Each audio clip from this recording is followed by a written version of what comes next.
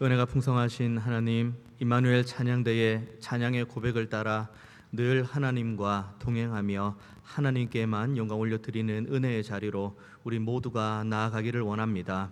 우리의 찬양을 담은 믿음의 소원을 하나님께서 기쁘게 흠양하여 주시고 우리 모두에게 크신 은혜를 허락하여 주옵소서. 주의를 섬기며 또 예배를 수종드는 많은 손길들이 있습니다. 저들의 범사의 필요를 아시는 주님, 하나님 예비하신 크신 은혜와 복락의 강수로 저들의 범사를 채워 주옵소서. 이 시간 중앙의 모든 예배자들 하나님의 말씀 앞에 섰습니다. 이 말씀이 오늘 나에게 주시는 하나님의 말씀으로 받게 하시고 이 말씀 붙들고 온전히 살아가는 믿음의 결단 있게 하여 주옵소서. 감사드리고 살아계신 예수님의 이름으로 기도하옵나이다. 아멘. 예수님께서는 지금 예루살렘으로 올라가시는 중이십니다. 누가복음 9장에서 내가 예루살렘으로 올라가야겠다라고 말씀을 하시고 쭉 올라가시는 여정, 그리고 여정 가운데 예수님께서 왜 예루살렘으로 올라가셔야 되는지에 대한 내용들 간간히 예고를 통해서 말씀해 주십니다. 우리가 지난주에 함께 나누었던 말씀이 가장 구체적인 내용이었습니다. 그리고 오늘은 이제 본문의 배경이 여리고로 나옵니다. 여리고까지 왔다 함은 이미 예수님께서 예루살렘 가까이까지 오셨다는 것을 의미합니다. 갈릴리에서부터 예수님이 이제 내가 예루살렘으로 올라가야겠다고 이제 마음을 먹으셨죠. 그 다음 이제 예수님의 동선은 갈릴리, 사마리아, 그리고 요단 동편, 그리고 여리고, 그리고 마지막으로 예루살렘입니다.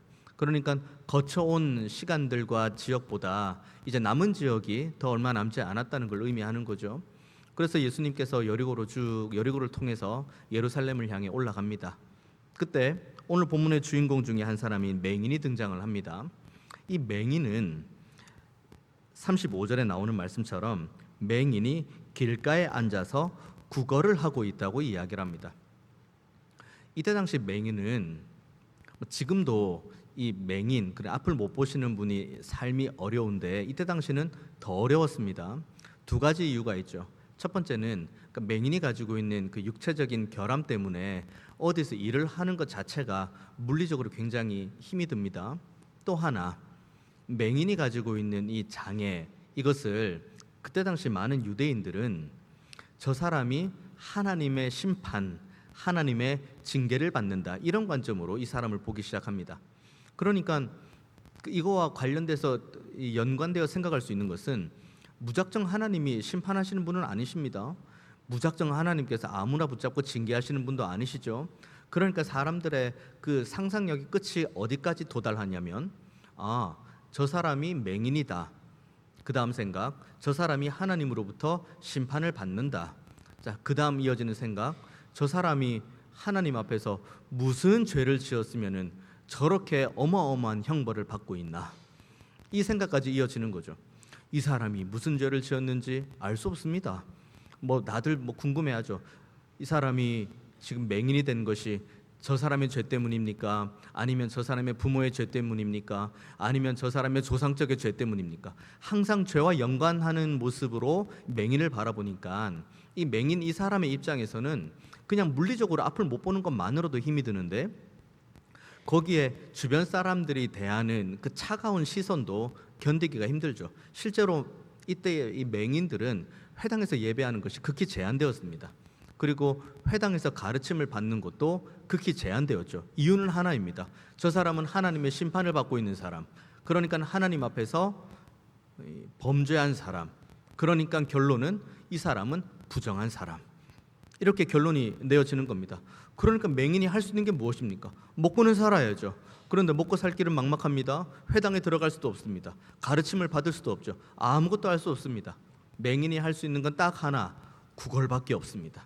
그래서 그때 당시 맹인, 이 누가복음 19장의 배경에 있는 맹인들은 크게는 두 가지로 먹고 산다고 합니다. 첫 번째, 가족들이 일방적으로 돌보는 것, 가족들이 계속 이제 봉양해 나가는 거죠. 그러다가 봉양하는 가족들이 다 이제 이 땅에서 살지 않으면 이때부터는 이 사람은 정말 생계가 막막한 거죠. 그러니까 생계는 방법은 두 가지. 하나는 가족들의 무조건적인 봉양, 또 하나는 구걸이 되는 거죠. 그러니까 오늘 맹인이 구걸을 하고 있는 겁니다. 그리고 구걸을 여리고에서 하는 이유도 이때 당시 여리고는 로마의 세관이 있는 곳입니다. 그러니까 돈이 많이 흘러 들어오는 곳이죠. 세관이 있으니까 세리가 있는 겁니다. 우리가 다음 주에 함께 말씀 나누게 될 삭개오 세리죠. 여리고에서 만나는 이유가 바로 이 로마의 세관이 있기 때문에 여기에 삭개오가 있는 겁니다.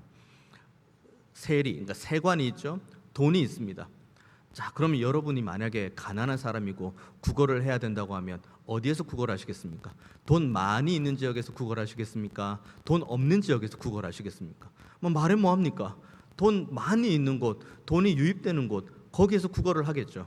그러니까 오늘 본문의 35절의 배경이 형성이 되는 겁니다. 자, 예수님 편에서는 여리고를 향해서 올라가십니다. 궁극적인 목적지는 여리고가 아니라 여리고를 거쳐서 예루살렘으로 가는 길인 거죠. 그리고 예수님께서 예루살렘으로 가시는 유일한 목적은 십자가 지심 때문입니다. 예루살렘의 별세죠. 그 가운데에 여리고란 지역에서 구걸 외에는 아무것도 할 수 없는 맹인을 만나게 되는 겁니다. 예수님 지나갑니다. 그리고 무리들도 같이 우르르 지나갑니다. 그런데 가만히 듣고 있는 맹인이 소리를 듣고는 사람들에게 물어보죠. 이 소리가 무슨 일이냐? 무슨 소리냐? 그러니까 주변에 있는 사람 중에 누군가가 이 사람에게 지금 나사렛 예수가 지금 지나가고 있다라고 말을 하죠. 나사렛 예수가 지나가고 있다고 하니 이 맹인이 38절에 이렇게 대답을 합니다. 맹인이 외쳐 이르되 다윗의 자손 예수여 나를 불쌍히 여기소서라고 이야기를 합니다. 이 본문의 핵심 중의 핵심이 바로 여기에 나옵니다. 예수님을 가리켜서 누군가는 나사렛 예수라고 합니다. 또 어떤 누군가는 예수님을 향해서 다윗의 자손 예수라고 이야기를 합니다. 이걸 쭉 끌고 함께 말씀을 저와 여러분이 함께 나눌 예정입니다. 그리고 그 끝에 우리가 지금 예수님을 향해 나사렛 예수라고 고백을 하는지 아니면 다윗의 자손 예수라고 고백을 하는지 한번 자기 스스로를 돌아보고 우리의 궁극의 믿음의 고백이 다윗의 자손 예수라는 믿음의 고백으로 나아가는 우리 모두가 다 되기를 원합니다. 나사렛 예수라는 이 호칭 자체가 잘못된 건 아닙니다. 왜냐하면 사도행전에서 베드로가 예수님에 대해서 설교하고 또 예수님을 소개할 때 나사렛 예수라고 이야기를 했기 때문에 나사렛 예수라는 이 5글자가 문제가 되는 건 아닙니다. 문제가 되는 건 뭐냐면 나사렛 예수라고 지금 말하는 사람들이 삶의 형태에서 어떤 형태를 보여주느냐를 우리가 좀 더 지켜보아야 되는 겁니다. 자, 다시 봅니다. 본문을 보면 맹인이 가만히 듣는데 무리가 지나갑니다. 묻죠. 그러니까 이 무리 중에 누군가가 지금 나사렛 예수가 지나간다고 이야기합니다. 그러니까 이 맹인이 다윗의 자손 예수여 나를 불쌍히 여겨달라고 큰 소리로 외치죠. 그때 나사렛 예수라고 지금 나사렛 예수가 지나간다라고 하는 그 사람들의 반응이 무언지를 39절에 보아야 됩니다. 반응이 뭡니까? 39절 말씀 앞서가는 자들이 그를 꾸짖어 잠잠하라 하되 이들에게 있어서 나사렛 예수는 지금 다윗의 자손 예수하고는 결이 멀어도 한참 먼 겁니다. 나사렛 예수, 이들이 생각한 나사렛 예수는 말 그대로 예수님의 출신지가 나사렛이다. 그리고 지금 함께 가는 무리들이 지금 이 말하는 나사렛 예수라는 이 사람은 기적을 잘 일으키는 사람, 그리고 놀라운 일을 벌이는 사람 정도로 인식을 하죠. 그리고 또 한 부류, 좀 더 예수님께 근접한 사람들, 뭐 제자들도 마찬가지고 또 가까이 있는 무리들도 마찬가지죠. 이들의 머릿속에는 예수님이 빨리 예루살렘으로 올라가셔야 돼요. 예루살렘으로 빨리 올라가셔서 예수님께서 늘 말씀하셨던 것처럼 말 그대로 세상을 구원하고 그리고 이스라엘을 다시 한번 우뚝 세우고 그리고 예수님이 왕이 되어야 되는 거예요.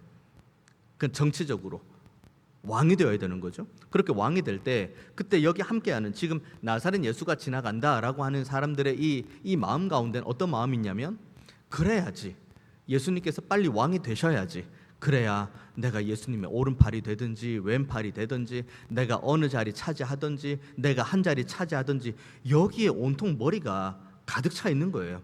그러니까 이들은 예수님을 그 정도로 생각을 하는 거예요. 기적 일으키는 사람, 놀라운 일 벌이는 사람, 그리고 올라가면은 왕이 될 사람.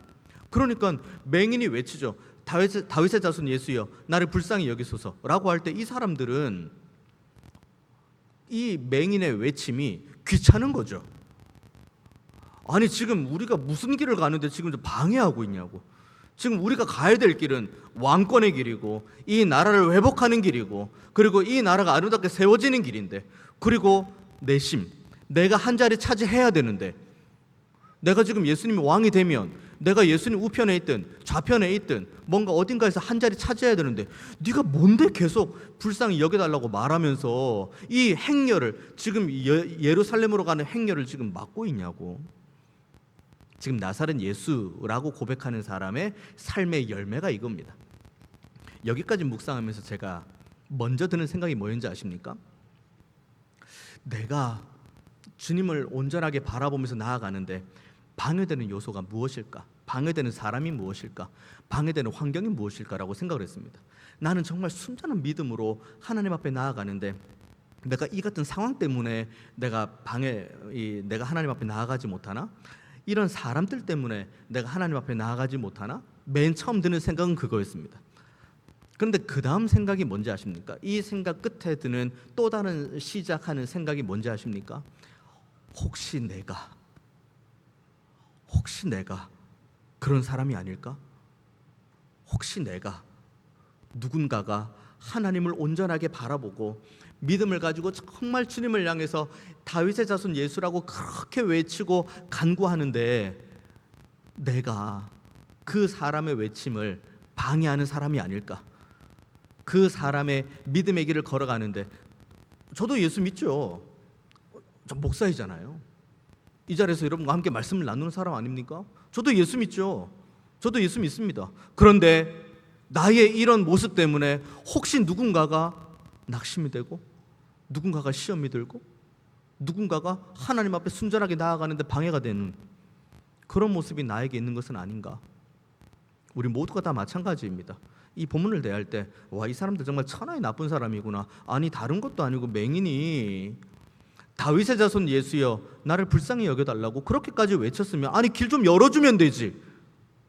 아니 이걸 막아? 주님 앞에 나아가는데 주님 앞에 나아가서 이것 좀 하나님 앞에 좀 부탁하려고 하는데 이걸 막아? 라고 생각을 하면 우리는 아직 이 본문을 제3자 입장에서 바라보고 있는 겁니다. 혹시 우리들의 이 삶의 태도를 통해 누군가가 하나님 앞에 나아가는데 방해된다면 우리는 여기 있는 무리들과 똑같은 무리입니다. 생각을 해봤어요. 내가 예수 믿는데 방해되는 것이 무엇일까? 처음 드는 생각에 이런 생각이 나올 수 있죠. 교회 안 다니는 사람들 중에 내가 예수를 믿는 자리로 나아가는데 방해되는 사람이 있을 수가 있습니다. 근데 기독교 역사를 보고 성경을 봐도 예수 안 믿는 사람들, 교회 밖에 있는 사람들, 그 사람들이 우리가 하나님 앞에 나아가는데 방해를 하면 우리의 심장은 더 뜨거워져요. 그리고 우리는 더 주님 앞에 나아갑니다. 주님, 이와 같은 어려움이 있지만 다윗의 자손 예수여 나를 불쌍히 여겨 주옵소서 라고 하면서 나아갑니다. 근데 우리의 심장을 차갑게 식게 하는 게 뭔지 아십니까? 같이 예배하는 우리들 중에서,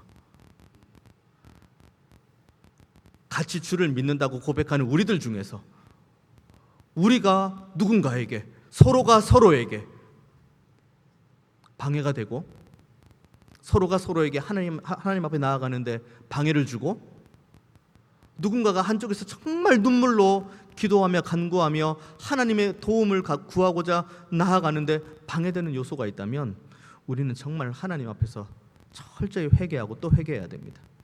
여기는 본문을 보면서 참 나쁜 사람이다 라고 치부할 문제가 아니라 이 나쁜 사람이 혹시 나는 아닌가 돌아보는 저와 여러분 모두가 되기를 원합니다. 그런데 이 가운데에 여기 있는 이 맹인이 어떻게 반응합니까? 39절 말씀 보면 앞서가는 자들이 그를 꾸짖어 잠잠하라 하되 그가 더욱 크게 소리질러 다윗의 자손이여 나를 불쌍히 여기소서라고 이야기합니다. 그러면 여러분 이 대목 한번 머릿속에 한번 그림을 그려보십시오. 자, 맹인입니다. 앞을 못 봅니다. 자신이 할 수 있는 건 구걸밖에 없습니다. 그런데 예수님이 지나간다는 소리를 듣습니다. 다윗의 자손 예수라고 고백을 합니다. 다윗의 자손 예수라고 한다는 것은 이 사람이 놀라운 기적을 베푸는 사람이다? 맞아요. 이 사람이 엄청난 일을 하는 사람이다? 맞아요. 하지만 궁극적으로 이 예수라는 분을 이 다윗의 자손 예수라고 하는 맹인을 어떻게 이해했냐면 언약의 구조로 이해를 한 겁니다. 다시 말하면 다윗의 자손 예수라고 고백을 하는 이 사람은 구약에서부터 하나님께서 주셨던 모든 말씀, 선지자를 통해서 구전으로 예언되고 그 다음 선지자가 또 예언을 하고 또 예언을 하고 또 예언을 한 그 실제가 그 눈앞에 있는 거예요.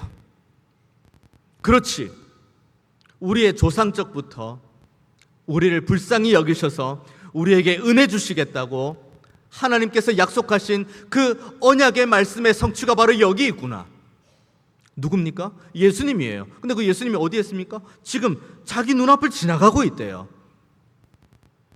그런데 이 사람이 예수님을 향해서 말랑하게 불렀겠습니까? 다윗의 자손 예수여, 나를 불쌍히 여기소서.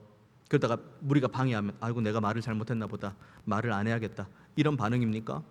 무난하게 이 사람이 말할 것 같습니까? 무난하게 다윗의 자손 예수여, 나를 불쌍히 여기소서, 이 정도 이야기할 것 같습니까? 다윗의 자손 예수여, 나를 불쌍히 여겨 주옵소서. 이 정도는 해야 되지 않습니까?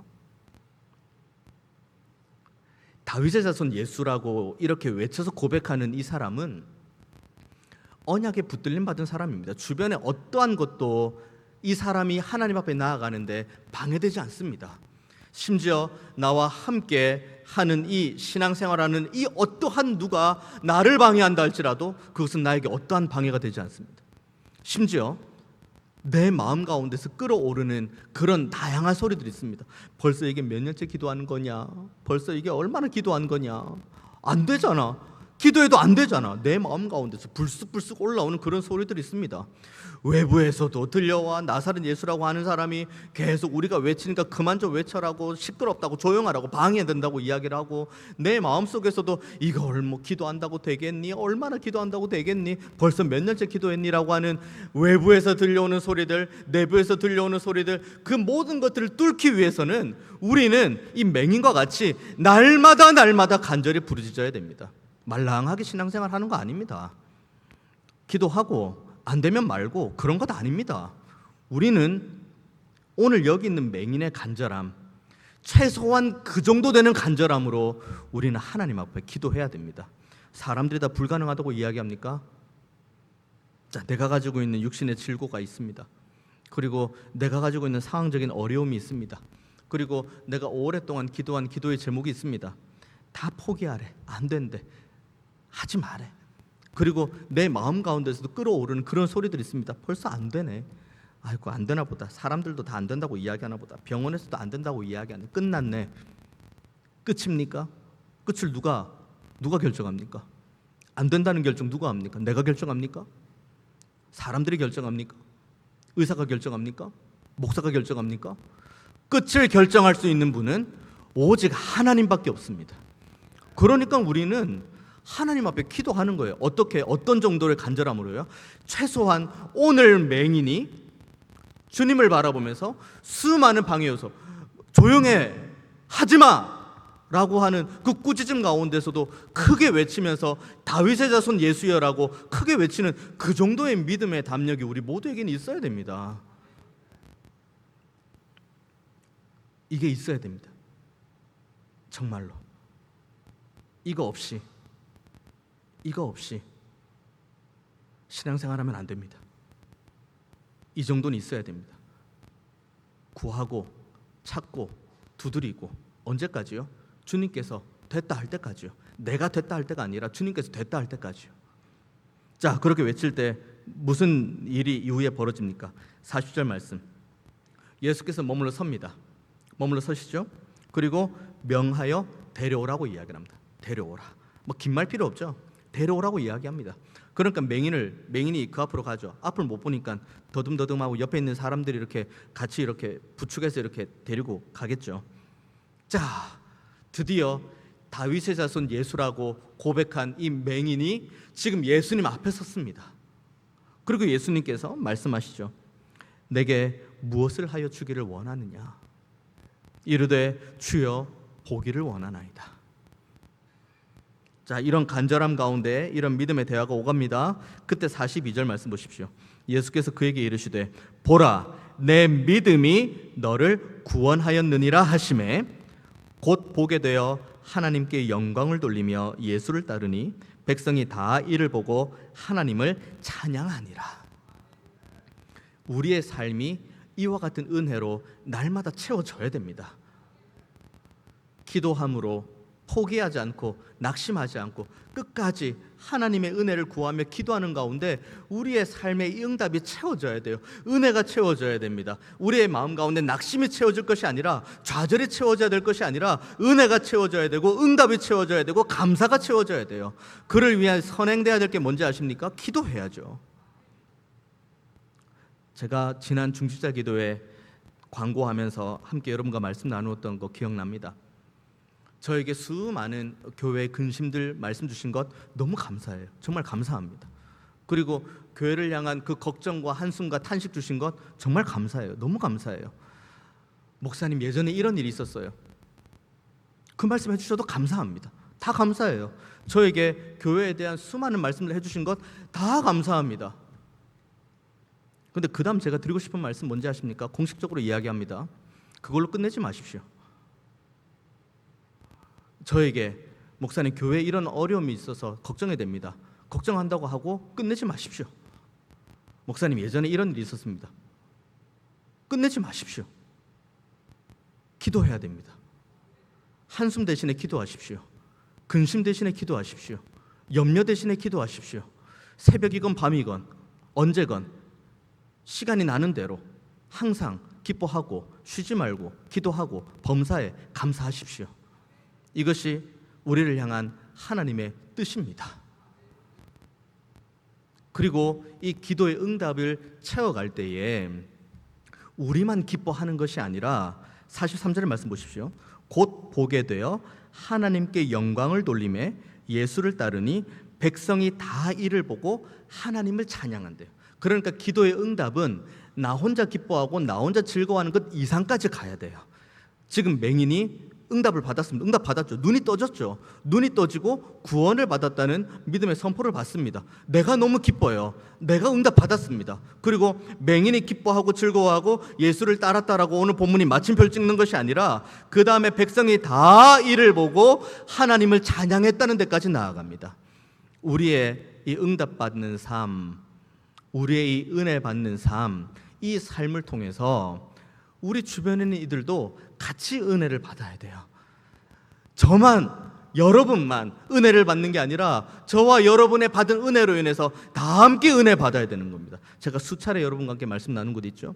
우리가 처음 태어날 때 딱 엄마로부터 태어나자마자 우리의 믿음의 고백이 주는 그리스도시고 살아계신 하나님의 아들입니다. 제가 십자가 달리신 주님을 믿습니다. 제가 주님만을 바라봅니다 라고 믿음으로 고백하고 응애 한 분 계십니까? 아무도 없습니다. 아무도 없어요. 응애부터 시작을 하죠. 그리고 우리가 지금 이 자리에 앉아 있습니다. 누구 때문입니까? 첫 번째는 하나님의 전적인 은혜죠. 그리고 또 하나, 우리를 두고 누군가가 정말 우리의 심령을 두고 기도했기 때문이에요. 간절히 기도했기 때문이에요. 그분의 그 누군가의 기도에 대한 그 은혜의 통로, 복의 통로의 역할로 인해서 우리가 지금 이 자리에서 하나님께 영광 올려드리고 있는 겁니다. 마찬가지죠. 자, 우리가 지금 이 자리에서 예배합니다. 우리 세대에 끝나는 겁니까? 자, 우리끼리 한 자리 하고, 우리끼리 즐거워하고, 우리끼리 기뻐하고, 자, 우리끼리 마음껏 누리자 하고 우리 하나님 부르심 받으면 이제 끝나는 겁니까? 아니잖아요. 그 끝 아니잖아요. 우리가 가지고 있는 이 은혜, 우리가 소유한 이 복, 그리고 우리가 가지고 있는 이 믿음이 아름답게 우리의 다음 세대들로 세대 계승해 나가야 되는 거죠. 이것이 오늘 본문이 말하는 우리는 응답을 받고 예수를 따르고 있고, 그 가운데에 응답받고 예수를 따르는 가운데에 우리의 다음 세대와 주변의 모든 가족과 이웃들이 같이 하나님께 영광 올려 드리는 자리까지 나아가는 겁니다. 저와 여러분은 은혜와 복을 받고 그것을 그냥 가두는 자가 아니라 그것을 흘려보내는 통로의 역할이라는 걸 늘 기억하십시오. 부디 간구하고 부디 부탁을 드립니다. 다윗의 자손 예수라고 믿음으로 고백을 했으면 끝까지 포기하지 않고 기도하는 자리를 부디 지켜주십시오. 그리고 그 가운데에 응답을 받았으면 이 응답을 가지고 나만 기뻐할 것이 아니라 이것을 우리의 가족과 이웃들과 우리의 공동체 식구들과 함께 나누는 자리까지 나아가는 저와 여러분 모두가 다 되기를 원합니다. 그래서 우리가 서 있는 곳 어디에서나 하나님을 예배하고 주님을 따르고, 그리고 하나님 앞에 영광 올려드리는 이 목소리가 날마다 더해지고 풍성해지는 은혜가 있기를 원합니다. 이를 위해 저와 여러분을 하나님께서 불러주셨다는 것을 절대로 잊지 마시고 날마다 포기하지 않고 낙심하지 않고 끝까지 기도하며 은혜와 응답으로 우리의 삶을 채워가고, 이것을 우리의 가족과 이웃들과 우리의 공동체 식구들과 힘차게 나누는 저와 여러분 모두가 다 되시기를 주님의 이름으로 축원드리겠습니다. 기도하겠습니다. 은혜가 풍성하신 하나님, 우리는 믿음이 없습니다. 우리는 앞을 못 보는 맹인이었습니다. 하지만 그때 주께서 우리에게 먼저 찾아와 주셔서 우리의 눈을 여시고, 그리고 우리로 하여금 마땅히 고백해야 될 믿음의 고백을 마음 가운데 심어주시니 감사합니다. 이제는 이 믿음의 고백대로 하나님 더 많이 의지하고 하나님 앞에 더 많이 무릎 꿇는 자리에 있게 하여 주옵소서. 그리고 그 가운데에 우리의 박해받는 삶, 고난받는 삶, 애매하게 고통받는 삶 가운데서도 하나님의 응답과 은혜를 채워가는 넉넉한 삶 살아갈 수 있도록 우리의 범사를 붙들어 주옵소서. 하나님, 종이 간절히 구하기는 이 은혜와 응답을 받고 우리 안에서만 기뻐하고 즐거워하는 것이 아니라 우리의 이웃들도 함께 기뻐할 수 있도록, 우리의 이웃들도 함께 즐거워할 수 있도록, 그래서 우리가 고백하는 하나님의 은혜를 저들도 함께 고백할 수 있도록 저들의 심령도 은혜로 붙들어 주옵소서. 감사드리고 살아계신 예수님의 이름으로 기도하옵나이다. 아멘.